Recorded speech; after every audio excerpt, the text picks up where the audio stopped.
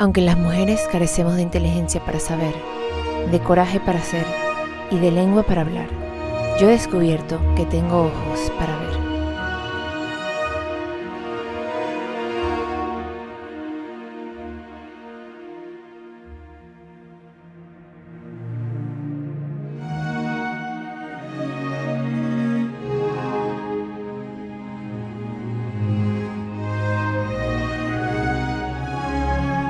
Hey guys, this is me from the future.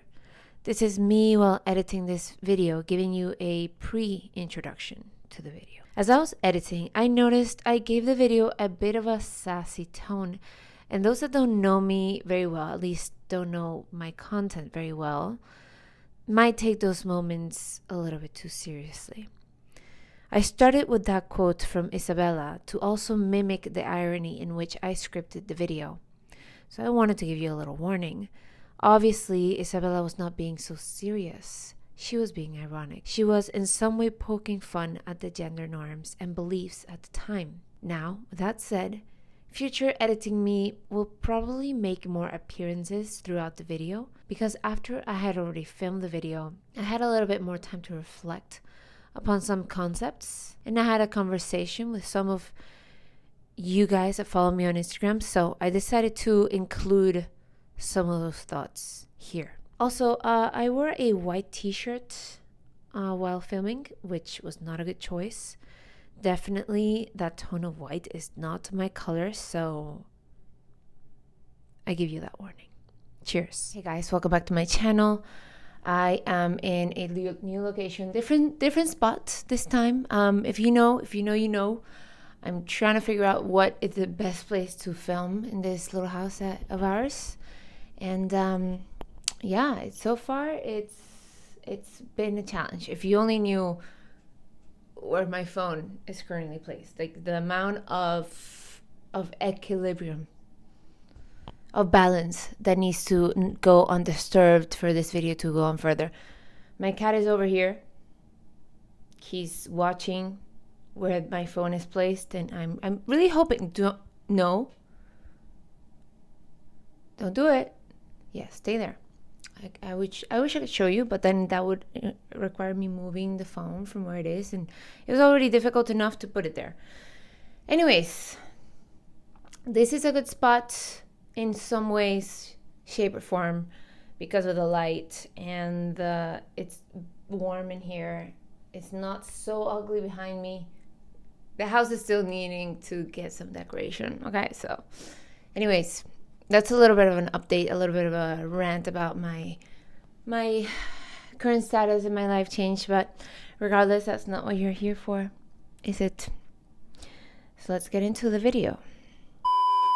A few days ago, I logged into my Twitter account, or X as I do, and I came across this tweet by Matt Walsh, which said, please name one institution that has been measurably improved by increased female leadership. Now, what does that mean? Increased female leadership.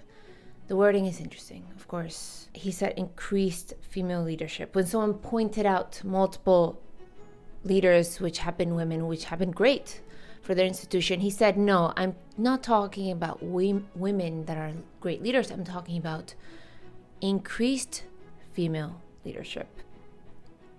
Not female leadership. I would argue that if any institution had absolutely no women in charge, and that now there's just one, that counts as an increase in female leadership, no? I mean, maybe that's just my opinion. Regardless, and English is my second language, so yeah. The topic today, guys, as you know, if you read the video, is about female leadership, queenly reigns. I'm not entirely sure what the title is going to be, but you get the gist.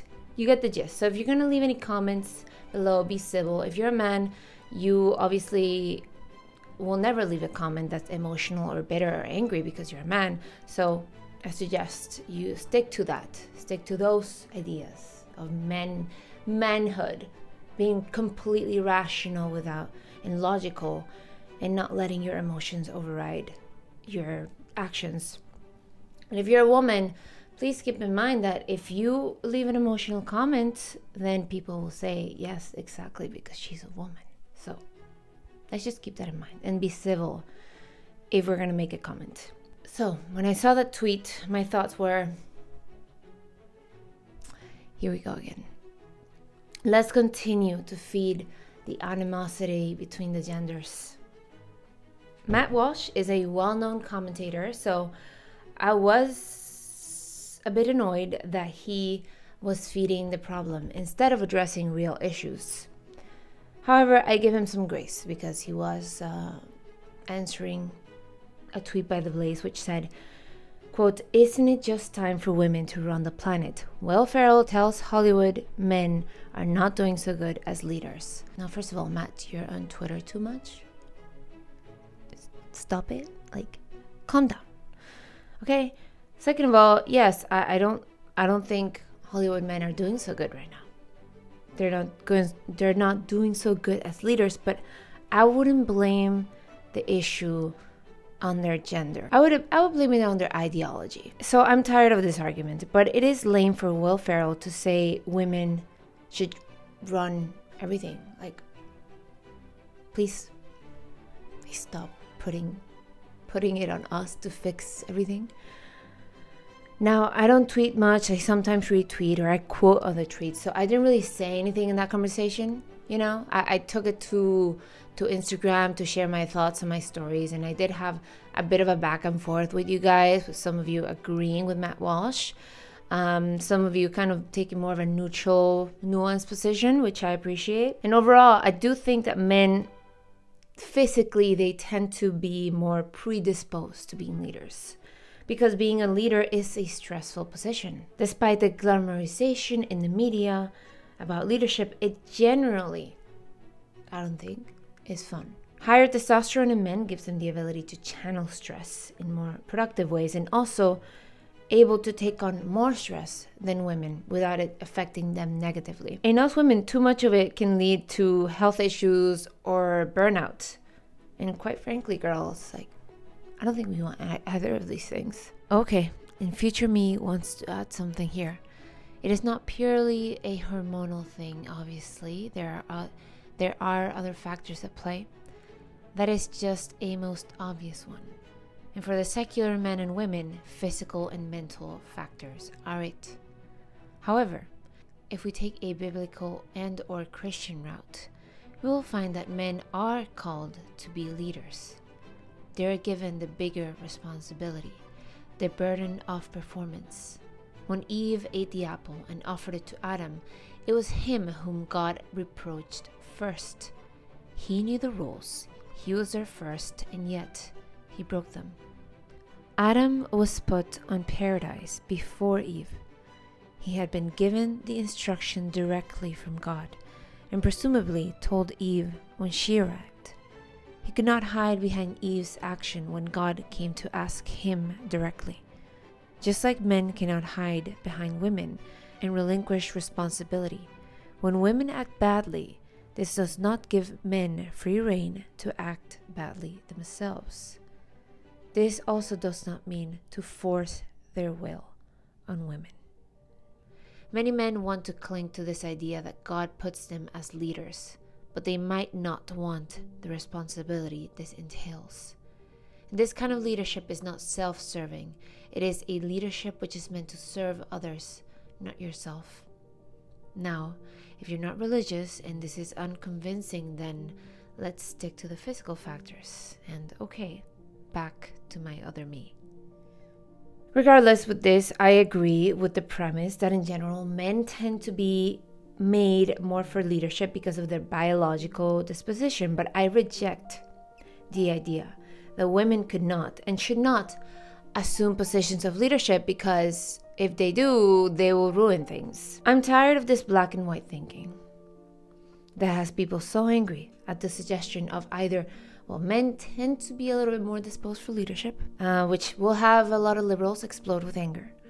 And on the other side, that some women could actually be great leaders, which will have some sections of the right think you're stupid for thinking such a thing. I realize that men that are too deep into that ideology and way of thinking will not even listen to what I have to say. If they do click on this video, I wouldn't be surprised if they let their emotions override their logic and enlightened thinking, and they leave some kind of angry or bitter comment. But hopefully not. Hopefully we, as I said, can all be civil today. In Matt's tweet, someone replied with examples of female leaders that had not only held their position well, but incredibly strengthened and improved the positions of the institutions they represented. One of which is Queen of Isabella of Castile, otherwise known as the Catholic Queen, otherwise known as the Warrior Queen. And I know what you're thinking.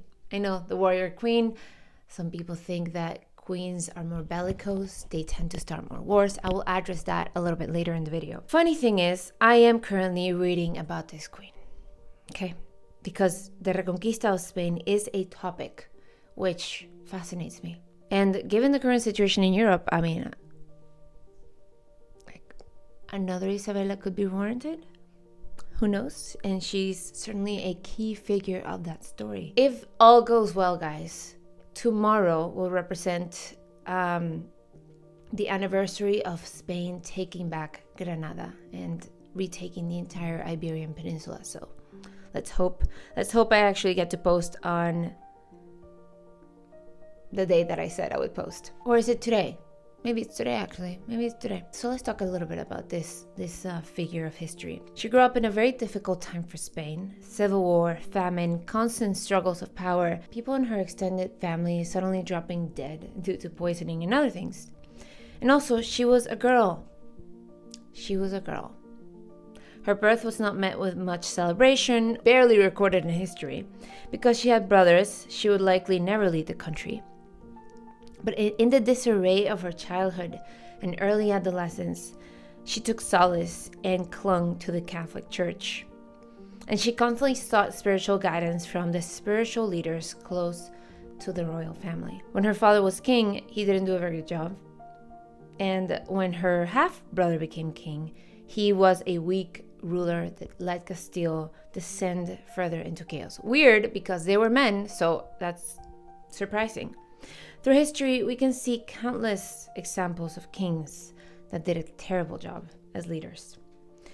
Some which were weak and some which were governed by greed and thirst for power and status, which ended up costing hundreds of thousands of lives, waging completely unnecessary wars. Now, were all wars in history unnecessary? No, I don't think so, but a lot certainly were. This is something where I find a lot of humanity in Isabella. During the war, she engaged her country, and she wrote many times to her husband that the deaths of the people from both sides were weighing heavily on her heart.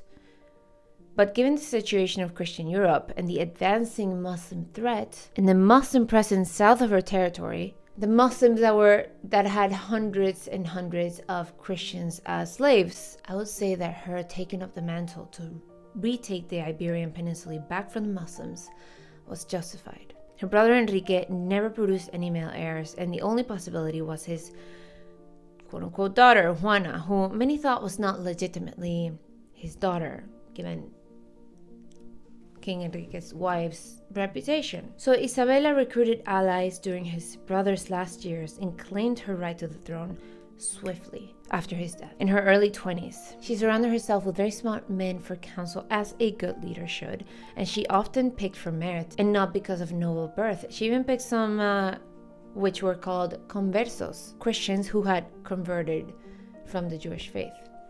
And this was very atypical. If you don't know the story, she brought Spain back online. Alongside her husband, the King of Aragon, they retook Spain back from the Moors and eventually went on to conquer the New World. Not to mention, there was a bit of a renaissance in Castile. She was bringing back prosperity and peace. Now, I know what you're thinking. It was her husband, the king. But no, Isabella was queen on her own right. And she started changing Castile for the better before her husband became King of Aragon, a much smaller and poorer territory to the east. In fact, she often had to appease her husband by putting his name before hers in royal decrees. But it was really her that was acting. Isabella almost did not become queen because she was a woman. But thankfully for her, a queen ruler was not unprecedented in Spain. However, it was highly irregular. so she was seen with suspicion, and she had to take extra precautions.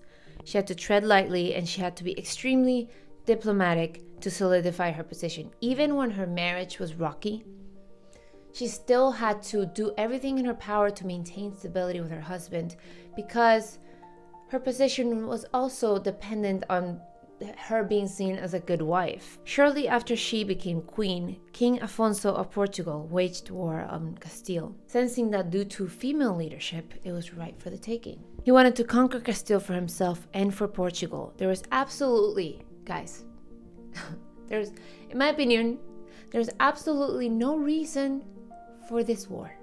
There's a Turkish army advancing their Muslim beliefs through Christian Europe, taking slaves, taking Christian men's wives and daughters, killing entire villages. But no, this man prioritized his own ego before the Muslim threat, which is weird again because he's a man. You would expect him to be a little bit more rational in his thinking. But anyways, Isabella had previously rejected him as suitor, so that must have also played a part in his actions. And he lost. Many people lost their lives in that war, hundreds of thousands of people. And in my opinion, again, it was not a legitimate cause. This was a man. Why was he ruled by his whims and his emotions over reason, logic, and enlightened thinking? Isabella of Castile made Spain great again. She was an exceptional leader, and yet she was a woman. Many of the men before her neglected Castile, barely kept it afloat. And I know this will come up in someone's mind watching, which is why I said I would address it. The queens were more likely to wage wars than king, as per a study by New York University scholars, which analyzed 28 queenly European reigns. But people never go deeper into this study. Unmarried queens were as likely as male kings to wage war, but less likely than married queens to wage war. But unmarried queens were more likely to be attacked due to perceived weakness. Married queens, where the husband was either co-ruler or held significant power or was a king of a different nation, were the most likely to wage war. And the analysis concludes that these queens were able to do this because it was easier to expand their power when they had husbands taking care of war duties while they attended other issues. So I'm going to read you a little bit of a quote from Quartz, which talks about this the study. A lot of it comes down to the queenly management style and how radically it differed from that of kings. The first clue comes from the fact that of all European sovereigns, married queens were the most bellicose, launching more wars than unmarried queens and kings of all types. This might be because, thanks to gender norms, women rulers tended to benefit more from marriage alliances than kings. Married queens were likelier than kings to wage war alongside allies, often their spouse's nation, and queens frequently roped their husbands into helping rule, something that kings hardly ever did with their wives. I'll read you another passage from The Cut, which also talks about this. As the authors theorize, quote, greater division of labor under queenly reigns could have enabled queens to pursue more aggressive war policies. Kings, on the other hand, didn't tend to engage in division of labor like ruling queens. Or more specifically, they may have shared military and state duties with some close advisor, but not with the queen. And Duve and Harris argue it may be this asymmetry in how queens relied on male spouses and kings relied on female spouses that strengthened the relative capacity of queenly reigns, facilitating their greater participation in warfare. So this idea that queens waged more war because they were more emotional, like I've heard many circles, is a myth. And people came to this conclusion based on no evidence. Basically, men have ruled for most of humankind, and we have not lived in perfect harmony, in perfect reason, and enlightenment. But I also don't think it would be perfection if women ruled. I am content with the fact that most women do not want to rule. Matt is correct to the extent that he identifies a problem and is annoyed by Hollywood and liberals insisting that women would make better leaders, that women should just rule because they're women, that if you have two people, a man and a woman, applying for leadership roles, the job should just go to the woman precisely because she is a woman. This is faulty thinking, but the reverse is also true. A leadership role should not be denied to a woman because she is a woman. That is frankly, again, simple-minded. If a woman proves herself to be a good leader, she should be able to be one. And despite what you may think of the Catholic faith, Isabella of Castile represented the interests of her country at the time in medieval Europe exceptionally well, and due to thinking like Matt, she almost never made it to the throne. History will be completely different, and he himself agrees that she was a good leader. Leadership is not something most people, men and women, can do regardless. To be an exceptional ruler that is not led by their greed and lust for power and their whims is not easy, and men should not be outraged nor threatened by statements such as this. Because in truth, again, and I repeat myself, generally more men will have the capacity for withstanding the stress of leadership. Not all, but more so. Their body simply more capable of withstanding the stresses, as I said. Among other things, women in general will not want to be leaders. I mean, some women do like it, but generally speaking, a lot of us have had to do it, and we don't want to. It's kind of someone has to do it. Women on occasion are put in such positions. The idea that women have to submit to men, by the way, is nowhere in the Bible. It's more submitting to your husbands in the Bible, but not all men are our husbands that I know of. I only have one husband. I only have one. Okay? Would Spain have successfully restored Catholicism and gotten rid of the Muslim threat if Isabella, a strong Catholic, had not been queen? If instead she had allowed Ferdinand to usurp that position as he kind of wanted to? I don't think so, because he was not a strong Catholic. He was a bit of a nominal Catholic, a bit of a symbolic Catholic. But he put his 6-year-old illegitimate son in a archbishop position. Isabella was not in agreement with this, by the way. So obviously he did not believe in the integrity of the church if he was putting his 6-year-old son in that position of leadership, while Isabella was trying to actually put men of real faith in all of the church positions. She was against the church corruption, and regardless. Anyways, and again, it doesn't matter if you're not Catholic. This is medieval Europe. Very different times. Matt says, please name one institution which has improved by female leadership. The Crown of Castile is one. Even though he didn't like that answer originally, I don't believe the improvement was because of her status as a woman. Or perhaps it was. We do know about the queenly management style. But to make this point that female leadership is bad for an institution, then they would have to make the case that female leaders which have worsened institutions have done so because of being women and not their own individual traits or ideologies, and likewise, the women who have improved institutions have done so because of their individual character and have done so despite being women, meaning working against their own nature. Same goes for men, but in reverse. We need to make this fair.